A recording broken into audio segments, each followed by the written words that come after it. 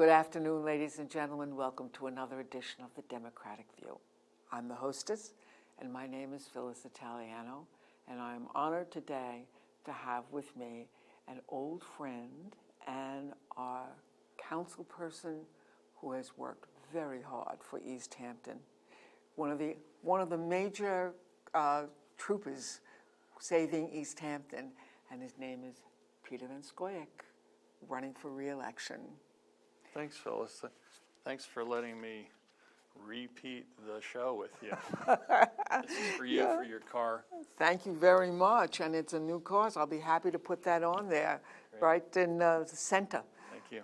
So, Peter, you have had quite a career on the council, but before we get to that, I just want you to tell a little bit of that story about when you first came here to East Hampton.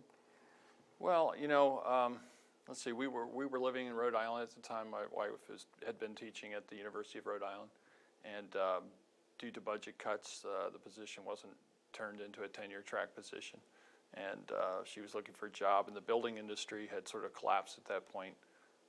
The last crash in 1989, and I'm sure folks who were out here at the time remember. But this district, the school district, had a 1-year leave replacement for a band director, and so she applied. She got the job, and we decided we were going to move here from Rhode Island, and because there was still some building going on here, and came in, interviewed for the job. They hired her. We went to Bucket's Deli and grabbed a sandwich, and then drove off into Northwest Woods and down Northwest Road, past a little ranch house, and said that'd be a nice place to rent, and drove down to Alewife Brook and watched the scallops in the water and that beautiful view across Northwest Harbor. And when we got back to town, she said, well, there's a number here for somebody who wants to rent to a teacher, and we called the number and retraced our steps back to that very ranch house, the only one on the road at that time, and talked to the people, and they agreed to rent to us and asked what the name was, and I told them Van Scoyoc, and they said, are you related to the Van Scoyocs buried in the backyard? Oh, God. And I knew from the family genealogy that that there was a settlement in Northwest in the 1750s, and lo and behold, here we were back on the old homestead. Isn't that an amazing story, Yeah, though? Really and truly, it's funny how the connections, things go full circle. Right. I've looked all around, and there's nothing that says Italiano in Springs. So you're a very lucky guy. You should put your name out in front of your house. Yes. And by the way, every once in a while when I'm over in that certain area and I see Van Scoyoc Road or whatever it is there, I always Van think Scoyoc Path or Path. Yeah, that's what it is. Road to Phoebe Scoy Highway. Yeah, isn't that amazing? Right. Although I am related to a guy named Squires, who has Squires Path. Oh, sure, there you go. Who was the first person who brought me out to the East End, which I dearly love, and do everything I can to save East Hampton, as you are also very committed. The first 2 years that you spent on the board, want to give us a little bit of a rundown on what that was like? Well, I had served on both the Zoning Board of Appeals and was actually serving on the Planning Board when the previous administration was in office, and they were responding to really a terrible financial crisis and mismanagement of finances in the town, and but I felt that we could recover from that and still treat town employees with dignity and respect. I just thought things were handled badly, and I decided that I would run for town board, and I was extremely honored when the people of the town elected me to that position, along with Sylvia Overby. And the first 2 years were very bumpy. We had different approaches, I think, to what government should be and the role of government, and so there was quite a bit of pushback, I think, to some of the things that we wanted to do, and certainly I think Sylvia and I both felt very strongly that we needed to go in a different direction, that we needed to do different, take a different approach on the airport, not take FAA money, which the previous board made several attempts to do.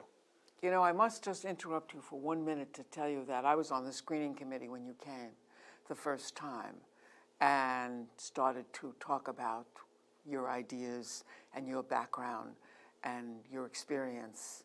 I was very impressed by your experience with both the zoning and planning boards, and then, was it planning? Planning, yeah. Planning. 6 years in. And I remember saying after you walked out, get that kid back.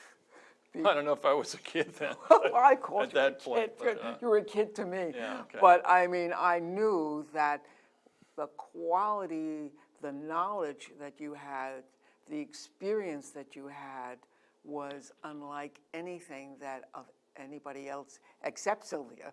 You know, you two would make a great team, and you two did go on and make a great team and managed to. Thank you very much. You know, I think one of the things I had hoped to bring to the town board was just sort of a practical background and a perspective that I think many in town share. You know, I know what it takes to live here for the average person, and that means 2 and sometimes 3 jobs. I've been through that. I know the difficulties with housing. You know, there's been an affordability issue with housing for decades, and you know, it's probably going to continue as long as so many people want to come and live here. It prices a lot of local people out of the market, and I think that's really unfortunate. So, you know, we need to continue to push to keep the balance in our community and really, you know, have a broad and diverse population in town. You know, I don't want to become a homogeneous. Oh God, no. You know, No. kind of an.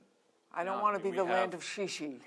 Yeah, and we have such a tremendous continuity on the land with, you know, families that have, you know, 10, 12, even 14 generations within the town, and history and a sense of place that I think is extremely unique and really precious. And we've done a really good job at preserving both the historical context and the natural environment here, and I think that's, you know, what makes this such a special place. And yet we have such a diverse number of people, backgrounds, ethnicity, economic status. You know, we have the gamut. It's sort of like the center of the universe in some ways.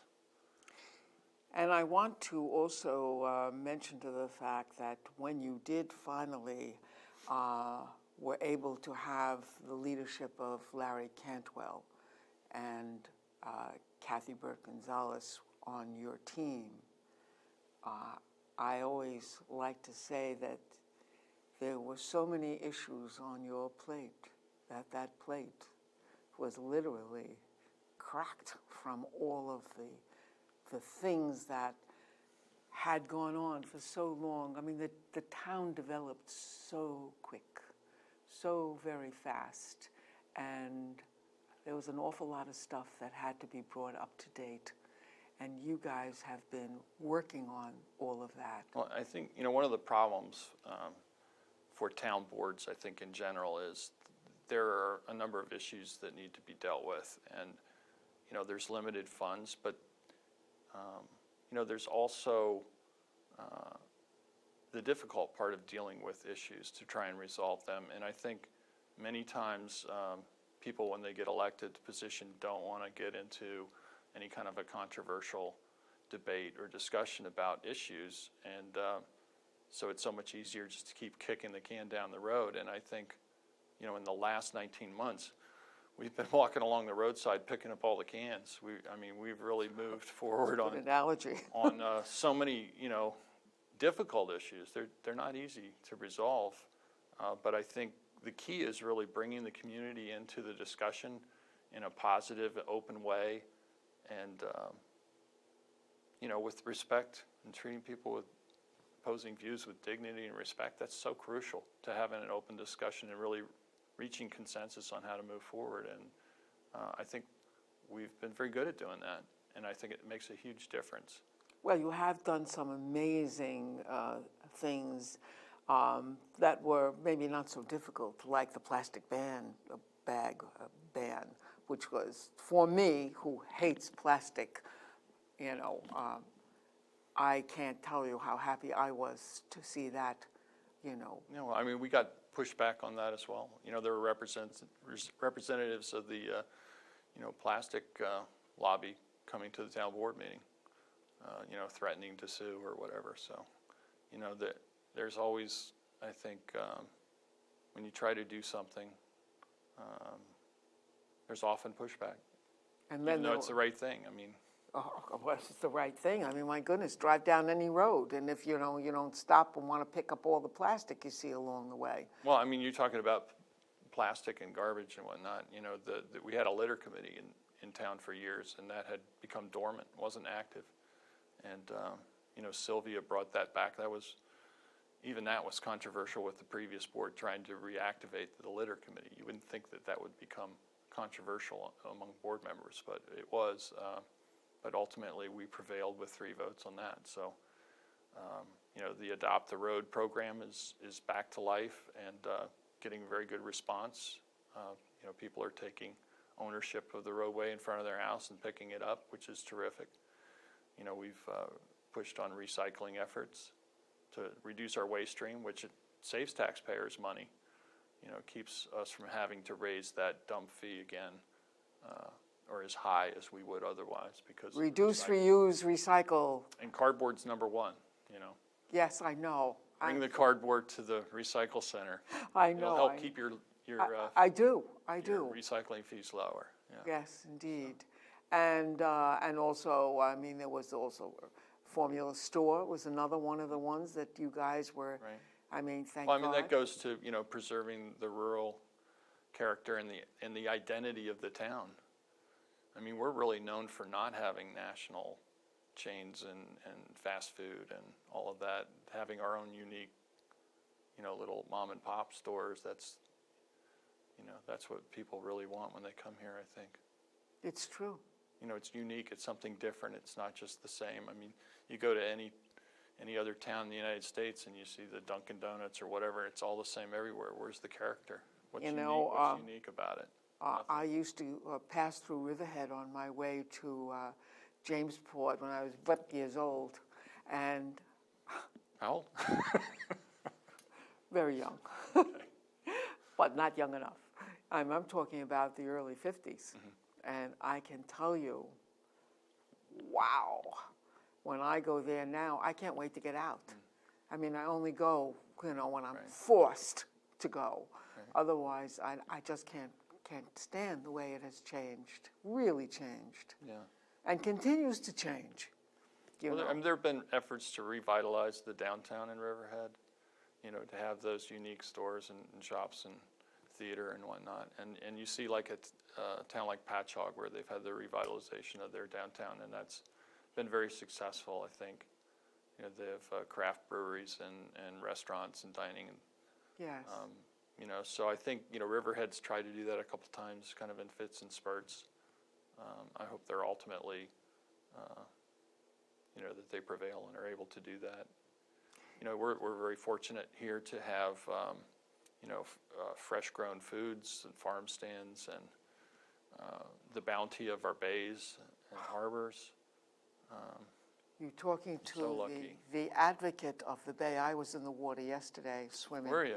I did 100 strokes in the Wow. bay. It was cold, but I bet. did it I mean, anyway. it was starting to chill off a bit now. Yeah, it's cold, but you know what? I get out of that I'm sure it's water, invigorating. and I say, oh my God, I can't stop. I just can't stop no matter what, because it's so wonderful. Of course, I'm in the Jewel of Springs in Maidstone Park. But another one of the things that you guys have been very active in, which I think is the issue. It's not among the most pressing issue, but the issue, which is water quality. We all know that if we don't have water to drink, what we have is worthless. And it is in jeopardy. And Absolutely. I know that you and Sylvia were able to get Dominic Stanzione, and between the 3 of you, you got that We got that study started, Yes. and it's complete now, and we're in the process of implementing the recommendations. You know, it's it's certainly timely and topical because, as you know, we had a number of toxic algal blooms this year in our local waters, into the likes of which we've not seen before. And I think it's very concerning, and you know, we need to be sure that we're being as proactive as possible. We know that one of the major contributors to that issue is septic systems. We have a number of failed systems throughout town, in the thousands, that need to be upgraded. We've been pressing Suffolk County Health Department to come up with alternate systems, because you know, one of the I guess frightening things about it is that even the highest standard system that they now approve for single households does nothing really. It's obsolete. It's obsolete. Yes. It does not reduce nitrogen to the levels that we need it to be reduced to, and you know, throughout town, this nitrogen is in our ground, in the groundwater, and it's migrating, you know, to our bays and harbors and surface water, and it's causing algal blooms. Yes. And that reduces oxygen, that kills off finfish and shellfish, and it's a health hazard to humans. You know, it can make you sick, and can make your pets sick. And you know, we love our waters. We love recreating in them and just being around them. And you know, it's one of our biggest assets and economic drivers. So we really have to be very prudent about how we use the land surrounding our waters. Whatever you put on the land or in the ground affects your groundwater, your drinking water, and your bays and harbors. So, you know, we're moving forward with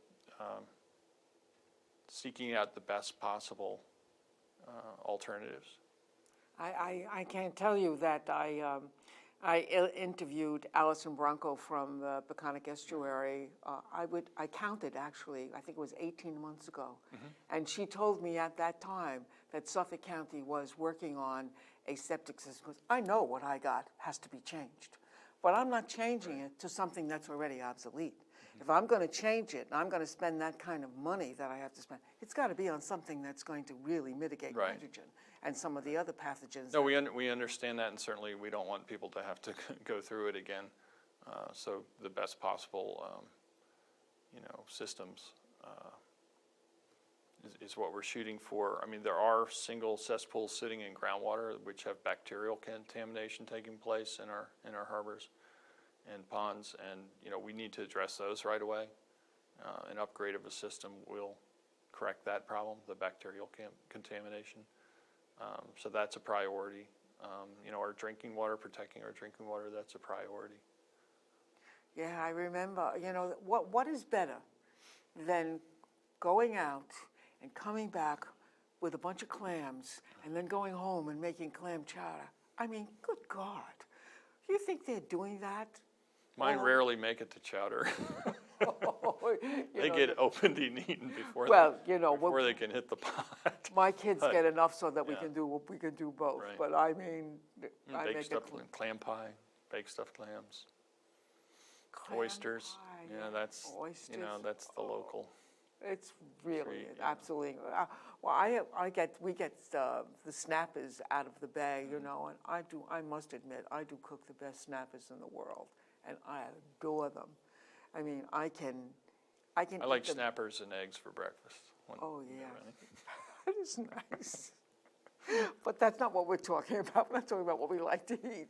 Well, I think, you know, it certainly relates. I mean, we're fortunate enough that we can, you know, go down to the bay and get dinner. Yes. Breakfast, lunch, or dinner. Yes, my son calls it free food. But of course, it's got a price. So the price is that we have to keep the water. Exactly, stewardship. Yes, and also there was the enormous airport problem, which we know we heard.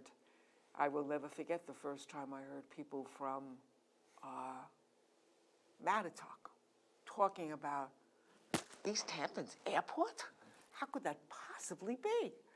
But we were really, and are still, a lot less than we were, but it was an enormous problem, and you guys did a great job of having 2 huge meetings right here at LTV. And with that, we were able to come up with some different kinds of steps that were able to control some of what was going on with the airport, including not taking FAA money. I mean, you know, you take FAA money, then they own you, and you don't own your airport. Right. So, Well, I think we've answered several important questions with regard to the airport. One is that we do have the right to regulate our own airport without accepting FAA funds. As soon as we accept them, we forfeit that right. That's been upheld by Judge Seibert in the court decision. We're also allowed to regulate aircraft based on the noise level that we established, and that was upheld in court. So we have a roadmap for success here in addressing, you know, reasonable restrictions to limit noise impacts to our community. So, you know, we're going to continue on that path, and you know, I think it's really important that people understand that if we're going to continue on that path, then they have to elect officials who will not take FAA money. That's crucial. As soon as you accept the money, you're basically forfeiting that right for another whole generation, 20 years. I'm surprised that people don't understand that, but you know, the FAA really promotes controlling airports. I mean, it's really their charge to promote air travel. That's right. And aviation interests across the country. That's their primary charge. You know, I do believe that East Hampton, and it's important East Hampton to maintain an airport, but I think it should be a local airport. It shouldn't be a regional hub. It shouldn't be a commercial airport to the extent that we've seen it, you know, become. I think it diminishes our quality of life. It diminishes the value of our properties throughout the town. You know, people come here because of the environment, because of the beautiful surroundings, because of the bays, the oceans. They don't want to lay it out on the beach and hear, you know, helicopters every 2 minutes flying over their heads. You know. I know. We have to protect what we have here. It's happened to me. So. It's happened to me that I've It laid down on all the over beach. town, and it's not just near the airport. So. Yeah, it's you know, it is a very important issue, no doubt about it, and you guys have done very well on that. And I also wanted to mention some of the other things that you particularly have been involved in the infrastructure. Mm-hmm. Would you like to tell us about some of those? Well, I mean, I'm a liaison to the Buildings and Grounds Department. When I took office, again, still digging out of a financial crisis, 2% tax cap, funds limited. You know, the town owns over 100 buildings throughout the municipality, and varying states of disrepair. And, you know, among them was a place called Fort Pond House, which was a town-owned house on 4 acres of land on Fort Pond, and it was the town's only public access to Fort Pond. And the previous administration decided, you know, that they would sell it for revenue. There was a lawsuit that ensued to keep it from being sold on the basis that they said it was parkland and you couldn't alienate the parkland. Well, they were ready to sell the docks as well. Well, yeah, I recall the commercial docks were up for sale. These were really extreme responses, in my opinion. You know, I didn't think we need to do that. Town going out of business sale. I would rather have my tax bill go up slightly and keep the town docks if necessary. I dare say. But, you know, we were able to get funding from the state, deficit financing, to ease that burden so the taxpayers didn't have to bear the burden of you know, paying off our deficit all at once. So, you know, here we are a couple years later. We finally got Dominic Stanzione to vote with Sylvia and I, and we rescinded the resolution of sale of Fort Pond House. And I have since, with my colleagues, have been able to have some funding for repairing it and renovating it and cleaning up the grounds, which have become overgrown with invasive species. And we'll be opening it back up the end of this month. So end of October, Fort Pond House will be complete and the grounds will be open to the public. And that little treasure in Montauk. It's such a will be beautiful safe. view over. Yes, it is. I know. I used to over take a Fort class Pond. there, and I absolutely loved that place. So, and, you know, this was a place that the community used. It was a place where the Boy Scouts met. That's right. The school science classes, That's they right. would just walk there, just up the hill. They would walk across the street and down to Fort Pond House to have their science classes. As a matter of fact, Writers, Shakespeare in the Park, and as a liaison Third House to Nature Center, all those right. activities took place there. So it's really a community center. So to me, it's a real pleasure to be able to save that and give that back to the entire town, but particularly the community of Montauk. And as the liaison to the Montauk CAC, I know that you have worked very hard on behalf of the town and some of the terrific problems that they have had, particularly in this last year. Right. Well, it's kind of the culmination of a lot of things that started brewing a while back, if you will. Oh, To absolutely. use a phrase, but Yeah, we all know. We all know. I know. But, you know, when I the think, beach, when Ronjo you know, we- became the beach house. you know, you mentioned before that we had a couple really big meetings here on the airport. Well, you know, this town board's had the largest public meetings, I think, of any town board. We have invited the public to come and discuss the most difficult issues. I know we had an airport meeting at the regular town hall when the previous administration was in. It only holds 110 people. There were over 200 people outside. They couldn't get in. I was there. And rather than change the venue, Would you believe wouldn't it? do We're that. out of time. And we Unbelievable. have only Half an hour goes- scratched half the an hour goes surface so fast. of your wonderful Great. years. Thank you so much. Thank you for Don't coming. forget to put that on your car. I won't, I promise. Even though it's a new car, I will put it on there. It'll look good on your new car.